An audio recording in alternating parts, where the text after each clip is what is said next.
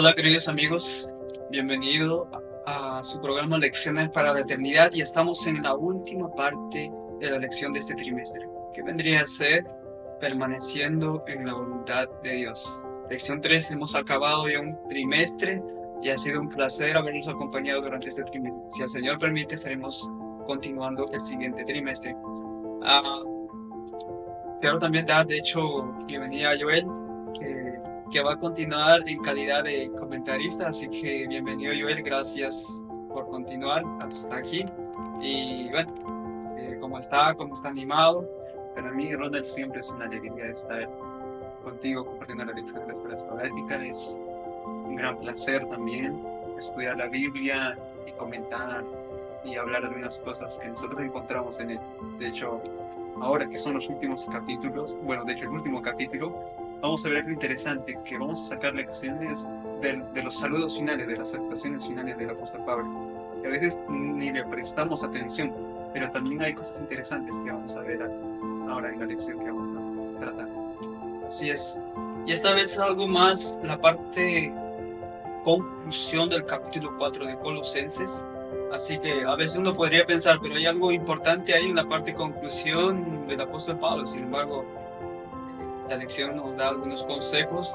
Yo sé que van a aparecer muchos nombres, pero descubriremos durante esta semana quiénes fueron aquellos personajes que aparecen en estos versículos y sacaremos algunos consejos prácticos también. Bien, vamos a comenzar con una oración y oremos. Nuestro Padre, nuestro Dios que estás en los cielos, te agradecemos por permitir aún hasta aquí de poder compartir tu palabra a través de lecciones de escuela sabática y que en esta hora, Señor, pedimos para que tu Espíritu Santo pueda eh, enseñarnos, instruirnos en toda justicia y que podamos llegar a ser siempre una bendición para los demás y beneficiarnos del poder de tu Evangelio, porque todas las promesas que están dadas en ellas son para todos nosotros. Esa es nuestra oración.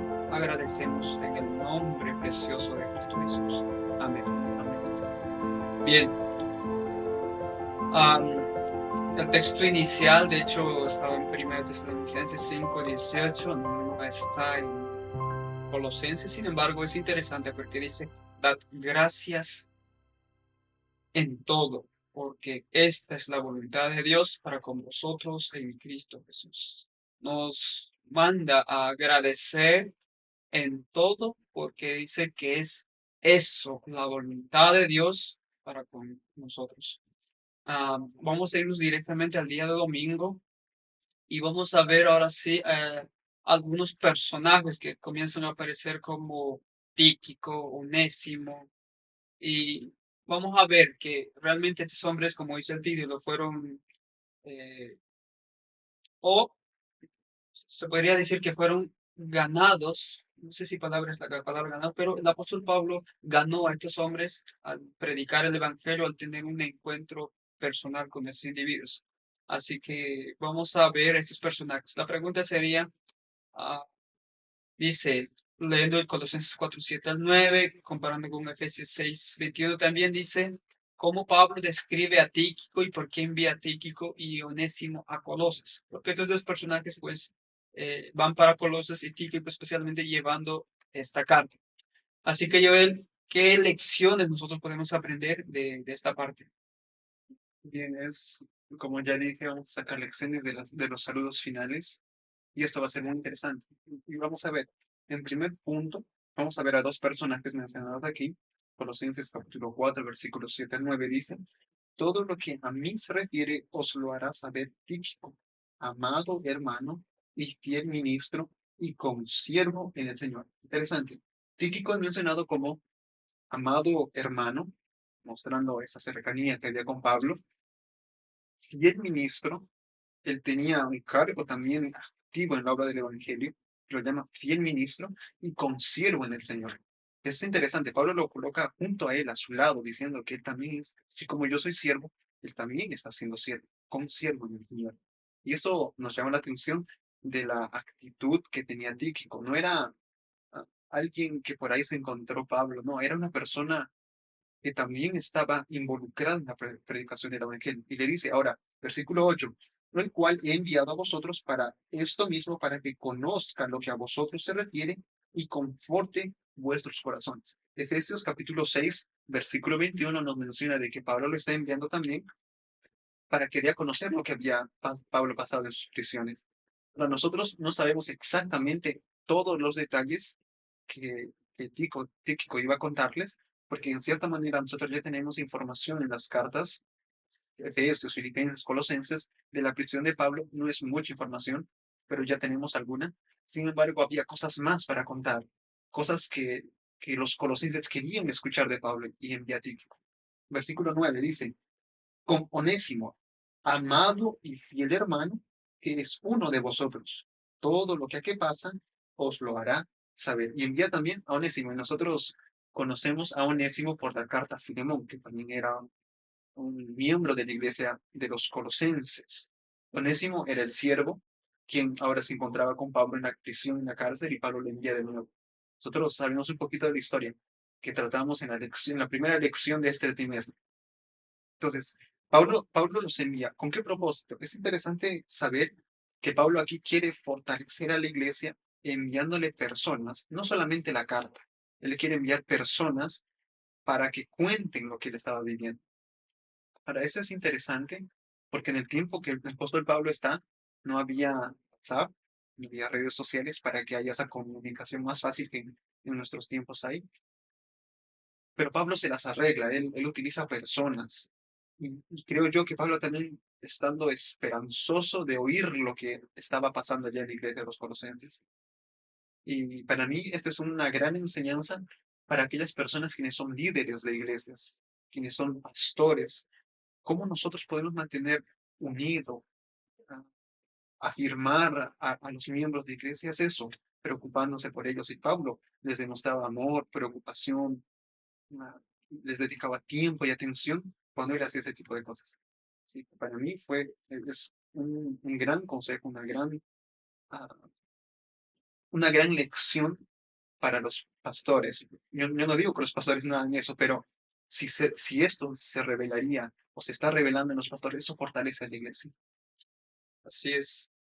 Y de hecho, estos personajes es interesante porque el apóstol Pablo da testimonio, de Onésimo da testimonio de su verdadera conversión. Y de Tíquico también da, porque él ya había llevado, recordemos, la carta también a Efesios. Y es interesante porque dice fiel ministro, consiervo en el Señor.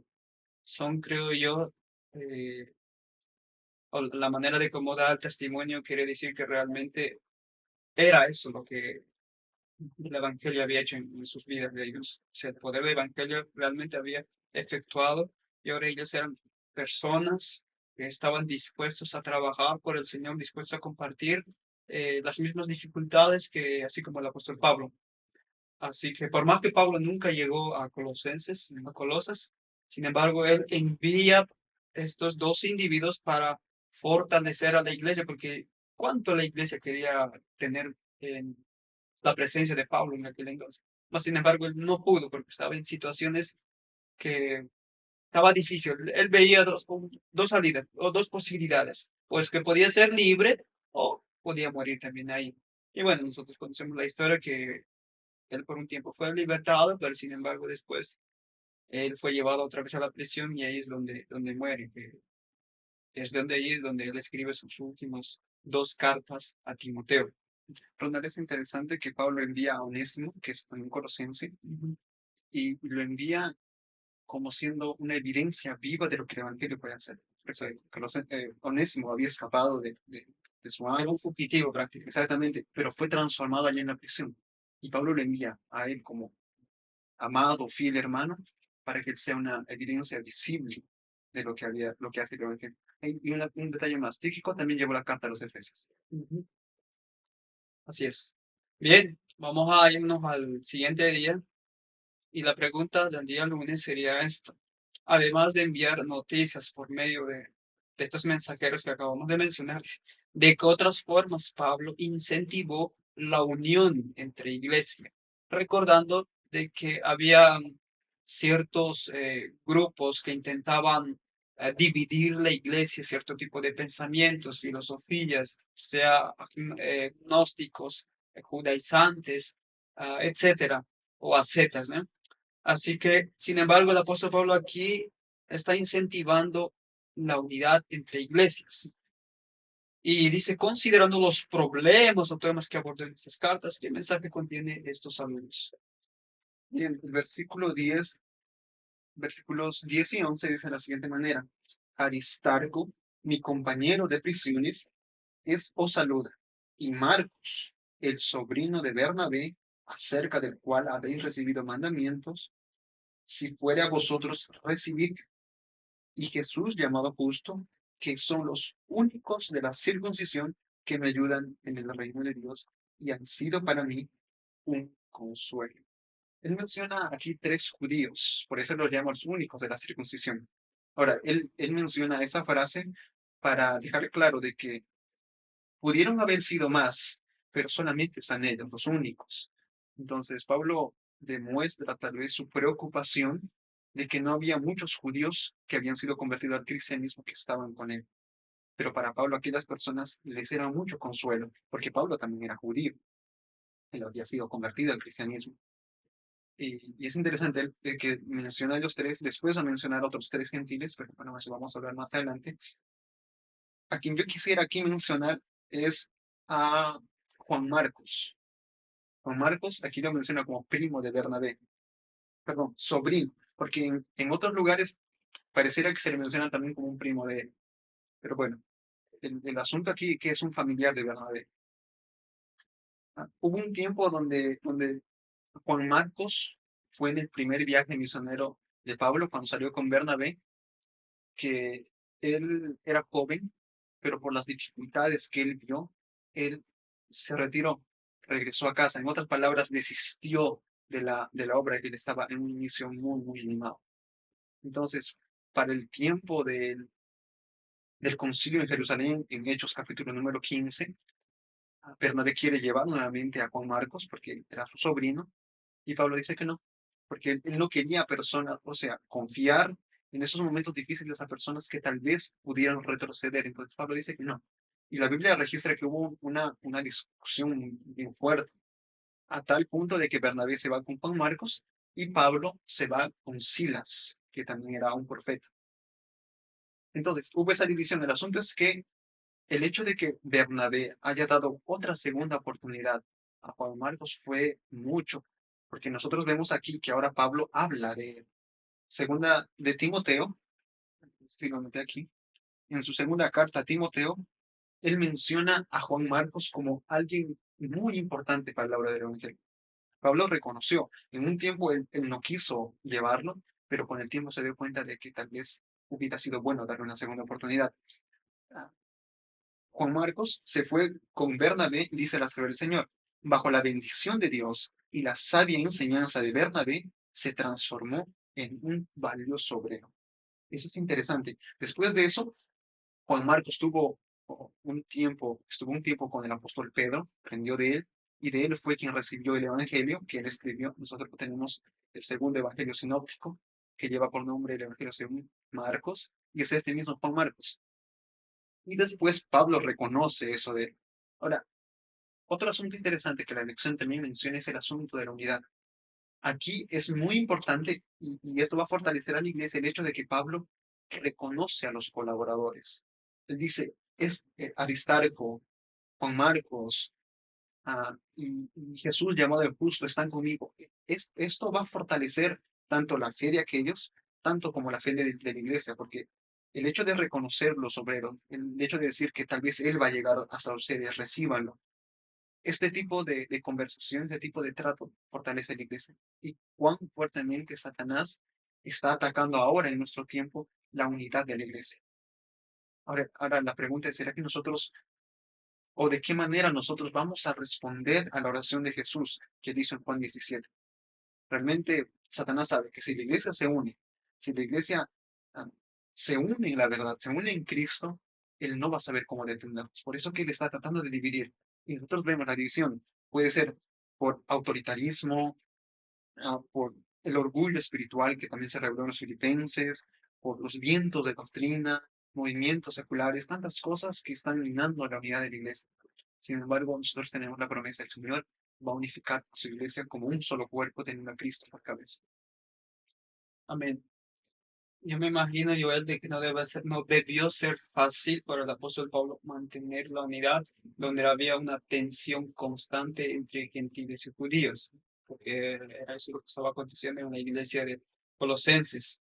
Sin embargo, a pesar de que existía esta tensión, existía amenazas, existía división, el apóstol Pablo dice, bueno, aquí le estoy enviando a tres que lo reciban, que ellos son los únicos de la circuncisión, pero versículos después comienza a mencionar también a algunos que son gentiles. Entonces, para que exista la unidad, o sea, veo que la mayor preocupación aquí del apóstol Pablo es mantener la unidad sin hacer la diferencia.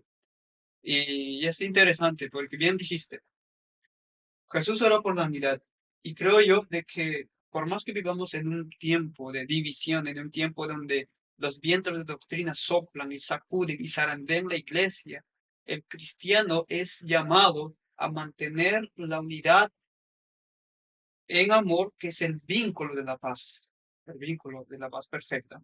Así que todos nosotros somos llamados inclusive a responder la oración de Juan 17, que es la oración de Jesús. Tiene muchas citas Ellen White que menciona que debemos responder la oración, debemos orar la oración, debemos mantener la oración, etcétera, etcétera. Yo simplemente quiero leer y terminar mi comentario con esta parte que está a fin de conocer la página 172. Dice, hablando de la unidad, de mantener una oración, dice, entonces será desarraigado el egoísmo y no existirá la infidelidad. No habrá contiendas ni divisiones. No habrá terquedad en nadie que esté unido con Cristo. Nadie procederá con la terca independencia del descarriado e impulsivo niño que deja caer la mano que lo conduce y elige tropezar solo. Así que si nosotros mantenemos lo que significa el verdadero poder del cristianismo, y nos unimos en amor entre hermanos, entre creyentes, nuestra unión es tan visible con Cristo, el egoísmo va a ser desarraigado de manera natural y no va a existir infidelidad como dice el texto. Así que podamos nosotros responder realmente a la oración de Jesús y estoy seguro que seremos un testimonio poderoso para las naciones y para el mundo entero. Así que el Señor nos pueda ayudar a responder a aquella oración. Vamos a pasar, de hecho, al día martes, que es maduros y convencidos. De hecho, hay algo interesante que vamos a ver en este día hablando de perfección, Joel. Así que la pregunta es, ¿cuál es el propósito descrito y cómo debe ser alcanzado? En Colosenses 4:12-13. Dice así el versículo 12. Os saluda Epafras. Y recuerden, Epafras probablemente haya sido quien haya fundado la iglesia de los Colosenses, porque Pablo no llegó hasta allá y dice, os saluda Epafras, el cual es uno de vosotros, siervo de Cristo, también lo menciona así, siempre rogando encarecidamente por vosotros en sus oraciones. Es interesante que Epafras tiene un propósito en su oración. Y en primer lugar yo quiero resaltar eso, porque hay un propósito por detrás de eso. Epafras no solamente ora de manera generalizada, él tiene un propósito en mente.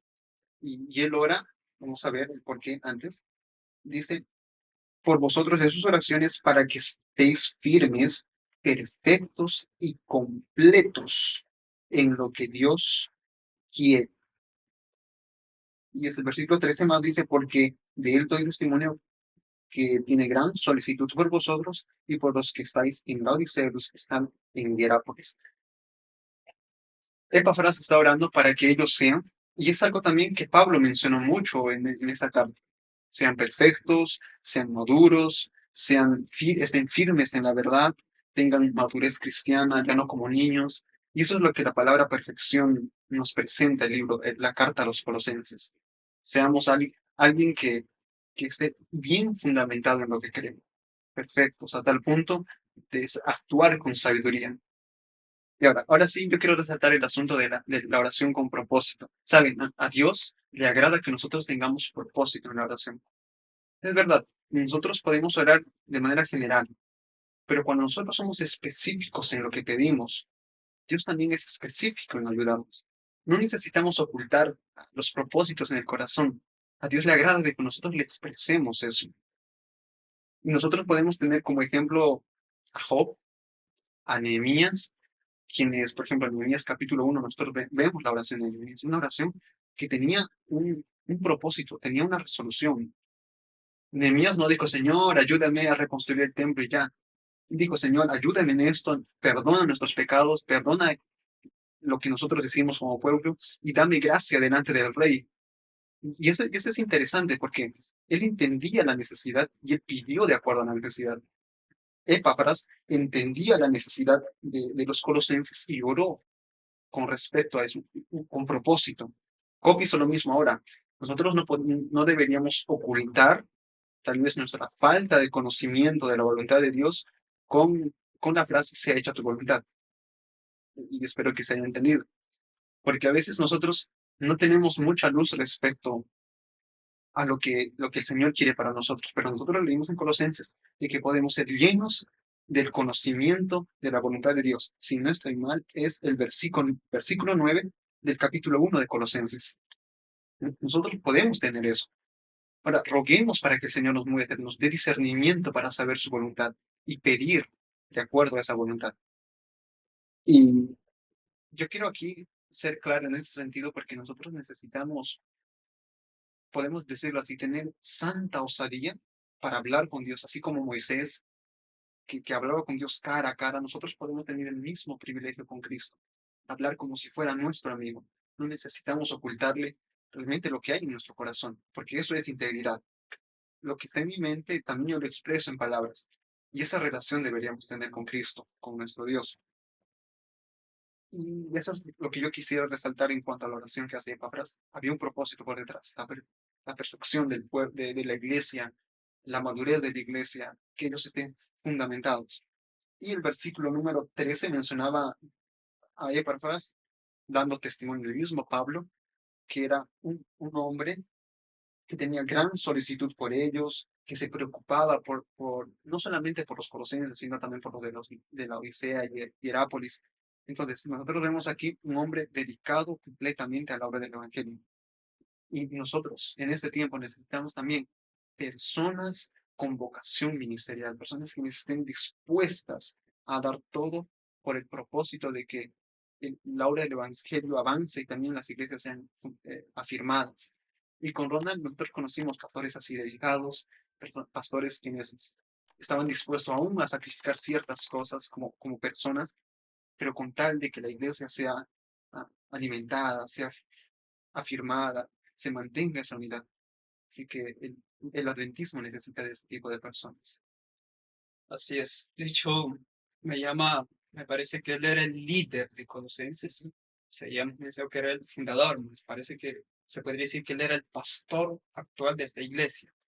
Y es interesante porque la preocupación de él, porque el texto dice que él siempre rogaba eh, encarecidamente en sus oraciones. Sin embargo, esta versión Reina Valera Gómez dice que siempre esforzándose por vosotros en oración.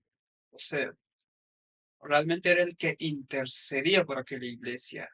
Y esa palabra puede también expresarse de aquella persona que hacía sus oraciones en agonía por esa iglesia, por los hermanos. Y el propósito de su oración es justamente para que ellos estén firmes o bien fundamentados en la doctrina o en la fe. Ese es el propósito de oración. Y me llama la atención porque ¿cuántos de nosotros realmente oramos de ese mismo estilo, de esa misma manera, para que la iglesia esté firme y fundamentada? O sea, muchas veces podríamos tener una oración que es más egocéntrica, es más mi propia necesidad, es más lo que yo quiero, más lo que yo quiero alcanzar, o quiero tener esto o aquello. Pero el propósito que tiene Epafras es por la iglesia. Y creo yo sé que no todos son pastores, pero también deberíamos tener este mismo sentir colectivo por la iglesia, de que la iglesia realmente esté firme, perfecto y completo, o como ya hemos mencionado en otras palabras, que estén en toda la plenitud de Cristo o llenos de Cristo. Ese es el deseo que deberíamos tener en Cristo. Ahora, las palabras que expresa firme, ya mencionamos, y perfectos y completos. Son algunas características que yo considero de los 144.000. Yo creo que ya he mencionado muchas veces, sin embargo, son características de los 144.000. Yo creo que es el deseo del Señor de que nosotros seamos firmes, perfectos y completos. Y quién sabe, por ahí alguien podría decir, pero perfectos. Nadie aquí en este mundo es perfecto. ¿Cómo podría la Biblia requerir ser perfectos? Bueno, la Biblia, de hecho, no es aquí la única vez que menciona perfecto. La Biblia ya menciona en la experiencia de Job, menciona a un hombre perfecto, eh, la experiencia de Enoch, perfecto, la experiencia incluso de Noé, si ustedes revisan, perfecto también. En Mateo 5:48 también nos menciona, dice, sed pues vosotros perfectos. Y de hecho Dios no está pidiendo algo, una perfección que sea de nuestra naturaleza. Nosotros por naturaleza sabemos que tenemos inclinaciones, tenemos tendencias para hacer el mal. Sin embargo, la Biblia dice ser pues vosotros perfectos. Y sin duda, Joel, creo yo de que esa perfección se refiere a una madurez continua de carácter. Recuerdo que Elena White dice en su libro, ahorita no recuerdo el libro específico, pero dice, en cada etapa de crecimiento espiritual nosotros podemos ser perfectos. Así como una flor, cuando está pequeñito, está en crecimiento, es perfecto. Cuando va creciendo a una altura considerable, es perfecto. Y cuando llega a la madurez y empieza a echar flores o frutos, es perfecto. El cristiano puede ser en su esfera así, perfecto. Así que la orden del cielo es que nosotros también seamos perfectos. Solo quiero terminar leyendo algunas citas del Espíritu de profecía. Y está en el mismo devocional que es a fin de conocerle. Dice, se nos manda que nos esforcemos en procura de la perfección del carácter. Citando Mateo 5:48. La pregunta que menciona aquí es, ¿nos martirizaría Cristo requiriéndonos una imposibilidad? Nunca, nunca. Es un honor el que se nos confiere al instarnos a ser santos en la esfera de Él. Puede capacitarnos para lograrlo, pues declara, toda potestad me es dada en el cielo y en la tierra. Tenemos el privilegio de pedir este poder ilimitado. De manera que cuando Dios se nos manda la perfección, para nosotros está eh, se podría decir para nosotros está, o para alcanzar esa perfección, está habilitada el poder de Dios, si tan solo nosotros lo pedimos. Y concluyó con esto. Es un texto muy conocido, una cita muy conocida, dice que la misma imagen de Dios se ha de reproducirse en la humanidad. El honor de Dios, el honor de Cristo están comprometidos en la perfección del carácter de su pueblo. Deseo de todas las gentes, página 625. De manera que cuando la Biblia nos habla de perfección, pues nos damos cuenta leyendo esta cita de que es el honor de Dios, el honor de Cristo que realmente está comprometido en la perfección del carácter de Dios en la vida de su pueblo. Así que si Dios nos manda perfección, podemos lograrlo, porque Él lo dijo y Él está dispuesto a concedernos todo el poder que en la Biblia encontramos, o todas sus promesas, y nosotros tenemos el privilegio de pedir ese poder ilimitado para alcanzar el ideal del Señor. Habiendo dicho eso, vamos a la penúltima parte de esta semana, que sería, es algo interesante, en el mundo, más no del mundo. Creo yo que ese título viene de Juan 17, 14 y 15, sin embargo, también puede venir de los siguientes versículos que comenzaremos a leer. La pregunta es, ¿de qué forma Lucas es diferente a Demas y por qué? Bueno, yo creo que Lucas, todo el mundo conoce más, sin embargo, ¿quién es Demas? Colosenses 4:14 nos menciona dos personajes, Lucas, el médico amado, y Demas. Y en esta ocasión ellos dos están con Pablo, siendo colaboradores con él. Pablo menciona muchas veces eh, en la Biblia también que Lucas es un consuelo para él. Bueno, vamos a ver un poquito más acerca de ellos. Pero en 2 Corintios, el capítulo número 4, el versículo 10 dice, porque Demas me ha desamparado, amando este mundo y se ha ido para Tesalónica. Entonces, el propósito por el cual Demas desistió fue que él amó más el mundo que la obra o que el servir por la causa de Cristo, que él amó más al mundo. Y, y es interesante. Nosotros no tenemos muchos detalles de quién es Demas, o de dónde es, cómo es que llegó allá. Y también no tenemos muchos detalles de cómo es que él o por qué razones se fue. Simplemente Pablo dice así, él amó más al mundo. La sierva del Señor dice que Demas, desanimado por las crecientes nubes de dificultades y peligros, abandonó al apóstol perseguido. Hecho de los Apóstoles, en la página 390. Tal vez haya sido el humillante encarcelamiento, porque en este caso ya Pablo está en su segundo encarcelamiento, en 2 Timoteo, y ahí fue más difícil, fue muy complicado. Ya no era una prisión domiciliaria como en las cartas a los Colosenses, por ejemplo, y Efesios. Esta vez era más difícil y probablemente esas circunstancias muy complicadas hicieron que Demas, tal vez no teniendo muchos recursos, optara por otras cosas, por la facilidad económica y así. Y ese es un peligro, y ese es un peligro. Ah, Primera de Juan, capítulo 2 versículo 15 dice, no améis al mundo ni las cosas que están en el mundo. Si alguno ama al mundo, el amor del Padre no está en él. Es interesante que Demas fue una vez colaborador de Pablo, pero eso no fue así. Algo que determinó que siempre lo iba a hacer. Él decidió en un momento, por las dificultades, por las circunstancias que él vivía, él decidió retroceder e irse a lo que el mundo ofrecía.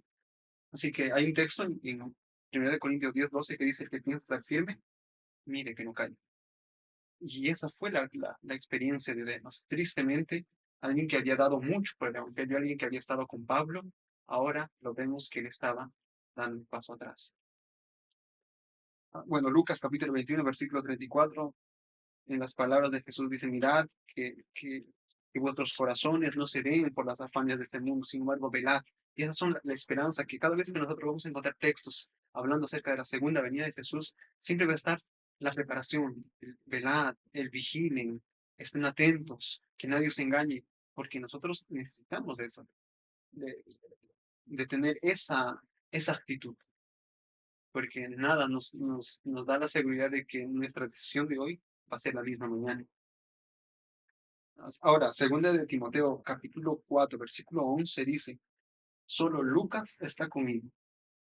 Ah, Toma Marcos, bueno, ese es el texto que habla de con Marcos, pero el asunto es aquí, que Lucas se mantuvo. Podemos decir, tal vez para Demas fue difícil, no. Demas y Lucas estuvieron con Pablo en el primer aprisionamiento y ahora los dos están aquí, pero uno de ellos se retiró. Ah, Lucas, la Biblia nos va a mencionar que fue un amigo muy cercano a Pablo. Tal vez no explícitamente, él fue quien escribió Hechos de los Apóstoles y vemos que era alguien muy cercano a Pablo. La Señora del Señor dice en Hechos de los Apóstoles, página 390, nunca había necesitado el apóstol el servicio de sus hermanos como ahora, en su segundo aprisionamiento. Al encontrarse debilitado por la edad, fatigado, enfermo, confinado a una húmeda y oscura celda subterránea de una prisión romana, los servicios de Lucas, el amado discípulo y fiel amigo, era un gran consuelo para Pablo y le permitían comunicarse con sus hermanos y con el mundo externo. Realmente Lucas fue un obrero muy cercano a Pablo. Y eso nos habla a nosotros de la persistencia que nosotros podemos llegar a tener, así sean las dificultades difíciles, así sean las circunstancias muy complicadas, nosotros podemos, así como Lucas, mantenernos firmes. Quiero compartir lo que dice la sierva del Señor en Palabras de Vida del Gran Maestro, la página 51. Perdón, no es aquí. Es Hechos de los Apóstoles en la página 363, hablando acerca de Demas. Demas fue fiel por un tiempo, pero luego abandonó la causa de Cristo, refiriéndose a esto, Pablo escribe, Demas me ha desamparado amando este siglo o amando este mundo. Demas sacrificó toda alta y noble consideración para seguir las ganancias mundanales. ¡Qué cambio insensato! Poseyendo solamente riquezas y honor mundano, Demas era ciertamente pobre, por mucho que fuera lo que orgullosamente pudiera considerar suyo. Mientras tanto, Marcos, escogiendo sufrir por la causa de Cristo, poseía riquezas eternas, siendo considerado por el cielo como heredero de Dios y coheredero con su Hijo. Y aquí vemos, puede que a veces la caída nos haga pensar de que ya acabó todo, pero Marcos, como coloca aquí la ciudad del Señor, también es un claro ejemplo de que a veces los fracasos no son la última decisión. Marcos se levantó, es verdad, él desistió, pero él se levantó en el nombre de Jesús. Y demás, no sabemos más allá de la historia, posiblemente terminó sus días amando al mundo, pero nosotros también no tenemos por qué señalar en este tipo de casos. Aprendamos nosotros no desistamos, mantengámonos firmes. Y en el caso de que tal vez caigamos por cualquier motivo, levantemos nuevamente. Esa es la enseñanza que nosotros sacamos de Juan Marcos. Y dice el Señor que justo cae 7 veces y 7 veces se levanta, en el sentido de que es un completo levantamiento, olvidándose de las cosas que hicimos antes, siguiendo nuevamente a Cristo. Bien. Yo creo que cada una de esas personas que tuvieron un encuentro con el apóstol Pablo, sin duda tuvieron la oportunidad de aceptar el evangelio y ser transformados. Y tristemente, Demas es considerado juntamente con Himeneo y Alejandro como con misericordia y compasión y vergüenza a la vez, porque amó, dice, al mundo y no se sabe más de él. Así que es triste esa historia. Mas, sin embargo, no conocemos que él también tuvo su oportunidad. Así que nadie puede decir que yo estoy libre de no caer también. Recordemos que mientras estemos en esta lucha, que no es contra sangre y carne, sino contra principados y potestades, estaremos siempre en un peligro continuo. Si dejamos de mirar las cosas del cielo o de arriba y comenzamos a mirar las cosas de abajo, que es de la tierra, de acuerdo con San 2, sin duda estaremos corriendo el mismo riesgo que demás. Por eso es que el consejo que nosotros encontramos es que no debemos amar al mundo ni las cosas que están en el mundo. Porque dice, si alguno ama al mundo, el amor del Padre no está en él. Primera Juan 2:15. Y 4:5 también dice del mismo libro, ellos son del mundo, por eso hablan del mundo, y el mundo los oye, aquellos que aman al mundo. Así que el consejo es de que nosotros debemos velar, por más que estemos en este mundo, recordad, del mundo, pero no del mundo. Y el consejo para nosotros es que velad y orad para que no entréis en tentación. ¿Por qué? Porque el texto también dice que vuestro adversario, el diablo, como león rugiente, anda alrededor buscando a quien devorar. Nadie está libre de cualquier fracaso. El consejo para nosotros es velad y orad. Como dice también 1 Corintios 16:13, velad, estar firmes en la fe, portaos varonilmente y esforzados. Así que es el consejo para nosotros para no repetir la misma historia que demos, recordando que nadie está libre. Bien, el día jueves nos habla un poco sobre una comparación con la Odisea. Así que la pregunta sería, ¿qué semejanzas hay entre el mensaje de Jesús para la iglesia de la Odisea y la carta del apóstol Pablo para la iglesia de Colosas? Que debería ser leída también por los laodicenses como es Pablo y en Los últimos versículos del capítulo 4 dice así. Cuando esta carta haya sido leída entre nosotros, haced que también se lea con la iglesia de los laodicenses y que la de Laodicea sea leída también por nosotros. Muy bien, hasta aquí había una carta para los laodicenses. Nosotros no tenemos clara evidencia de cuál era esa carta, si con el tiempo se perdió. Hay algunos que dicen que la carta a los Efesios porque también fue llevada por Tíquico, es la carta a los laodicenses. Pero bueno, nosotros no tenemos suficiente evidencia para decir eso porque Pablo dice que no conocían ni a los laodicenses, ni a los colosenses, ni a los de Hierápolis. Ellos no habían visto su rostro. Y en cambio, con los filipenses había pasado como 3 años, entonces, con ellos, ¿no? Entonces, son así. ¿Podría ser o no podría Sí, ser? podría ser. Hay detalles que nos muestran que podría ser, como ya mostramos, y también hay evidencias de que tal vez no haya sido así. Pero bueno, el asunto es que esa carta de los colosenses también era una carta necesaria para hacer la entre los laodicenses. Y aquí yo quiero resaltar el peso espiritual que tiene la carta a los colosenses para con la iglesia de la Odisea. Porque nosotros, hablando espiritualmente, somos la iglesia de la Odisea según Apocalipsis capítulo 3 versículos 14 en adelante. Somos esa última iglesia. Entonces, aquí está la cuestión, que Colosenses también es una enseñanza clara para la iglesia de la Odisea en nuestro tiempo. Podemos decirlo, sí, también es una carta para la Odisea. Y ahora yo quiero mostrar algunos detalles parecidos de acuerdo a eso. El primero, ¿cuál era el problema de la Odisea? En primer lugar, el problema de la Odisea era la tibieza, que no eran ni fríos ni calientes, no eran decididos, no estaban firmes en lo que ellos eran. Y segundo lugar, como dice en el versículo 17 del capítulo 3 de Apocalipsis, porque tú dices, yo soy rico y me he enriquecido y de ninguna cosa tengo necesidad. Entonces, en primer lugar, bueno, en segundo lugar, ellos no veían su necesidad. Ellos se creían ricos, se creían suficientes. Estaban tan llenos, podemos decirlo así, de buenas obras, de cosas que ellos hacían, que cosas que ellos dejaban de hacer, que no hacían, que se sentían ricos. Y eso es interesante. Ellos se sentían suficientes. Y eso a mí me recordó lo que los colosenses hacían. Recuerden, no toques, no gustes, no, no hagas esas cosas a los colosenses, ese círculo de ceremonias, ese círculo de prácticas, de normas extras, los hacían a ellos también sentirse bien a tal punto que Pablo tuvo que dejar claro que no son esas cosas, esas normas los que nos dan a favor delante de Dios. Pero continúa el texto de Apocalipsis, no sabes que tú eres un desventurado, miserable, pobre, ciego y desnudo. Esa era la real condición de la Odisea. Esa era la real condición de los colosenses sin Cristo. Ahora, ¿qué es lo que Pablo presentó a los colosenses como la solución? Pablo necesitó exaltar a Cristo, diciendo que Cristo era todo lo que ellos necesitaban. Ellos no necesitaban de más normas, de más reglas, de más uh, rituales, ceremonias, ellos necesitaban a Cristo. Y por eso Pablo exalta a Cristo, coloca a Cristo como el que exactamente, el que es el principio, la cabeza.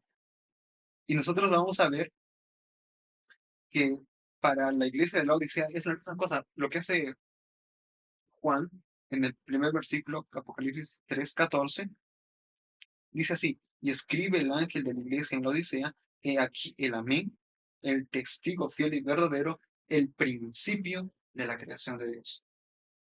También aquí Cristo es exaltado como el que da origen a la creación, como el que está por encima de la creación que sustenta. ¿Por qué? Porque Cristo necesita ser exaltado para la iglesia de la Odisea.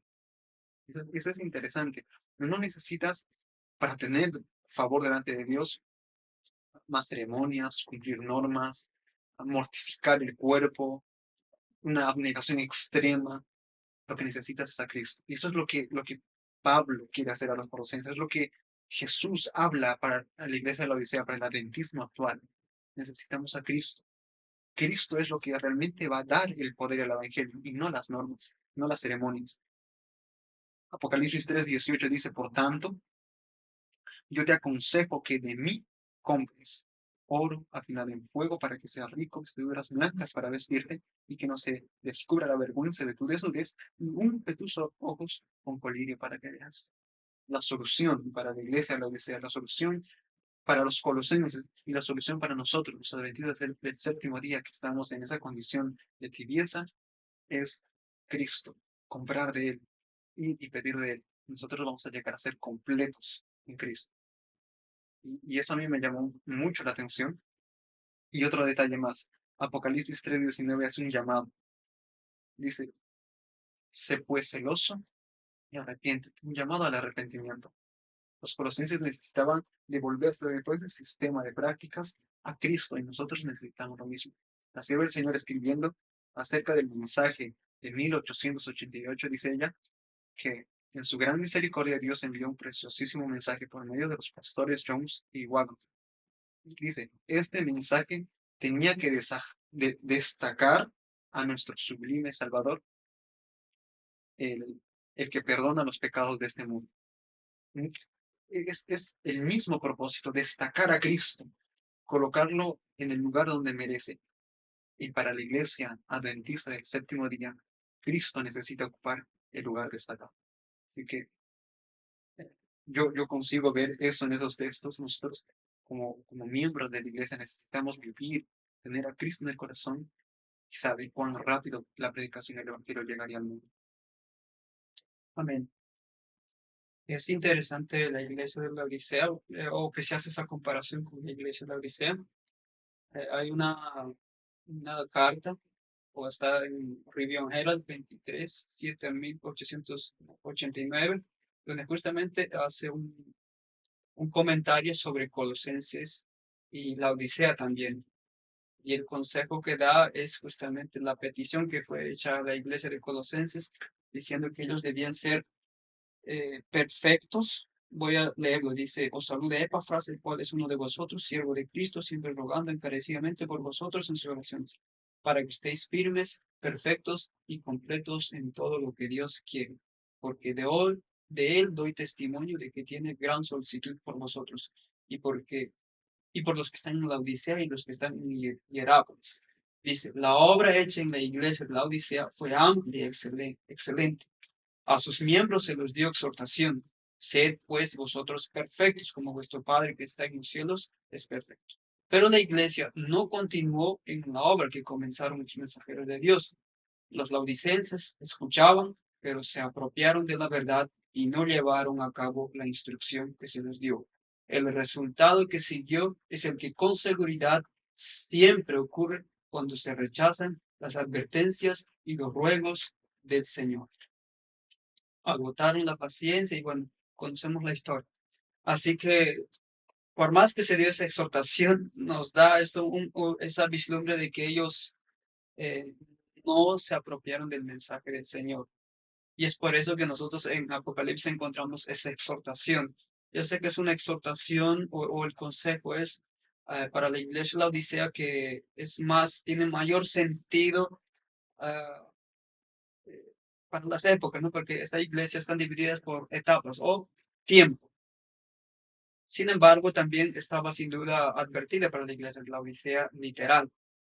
Así que el problema mayor de la Odisea, considero yo, de que era no saber su estado espiritual. Porque dice, por cuanto tú no sabes, con no conocer su enfermedad espiritual. Sin embargo, el texto bíblico de Apocalipsis 3 nos da la solución, que al final es Cristo, que de él compre vestiduras, de él compre colirio. Así que la solución para la Odisea es eso. Y es por eso que dice también aquí de que ha estado resonando el mensaje a la Odisea: tomad este mensaje en todas sus fases y propagadlo a la gente doquiera la providencia del camino. La justificación por la fe y la justicia de Cristo son los temas que deben presentarse a un mundo que perece. Carta 24/1892. Así que el mensaje a la Odisea es eso también. Porque imagínate, si para la Odisea literal también hacía falta justamente de que ellos estén perfectos y completos en toda la plenitud del Señor, cuanto más para la iglesia. Y nosotros sabemos que somos la Odisea y nosotros necesitamos nuevamente este mensaje tan claro, que lo compara con justificación por la fe y la justicia de Cristo, porque esa es la solución para la enfermedad laodiceana. Así que estudiemos ese mensaje, porque es el mensaje que hoy es para nosotros de manera única y especial, porque si desconocemos nuestra enfermedad, estamos perdidos y quién sabe, al final rechazados como Demas. Así que no se repita esa historia. Tomemos el consejo del testigo fiel y verdadero y vivamos el mensaje a la Odisea. Que el Señor lo pueda bendecir. Y agradecidos nosotros con el Señor por habernos guiado durante este trimestre. Dios le guarde y si el Señor permite, estamos en el siguiente trimestre. Hasta otra oportunidad. IAG, juntos avanzaremos.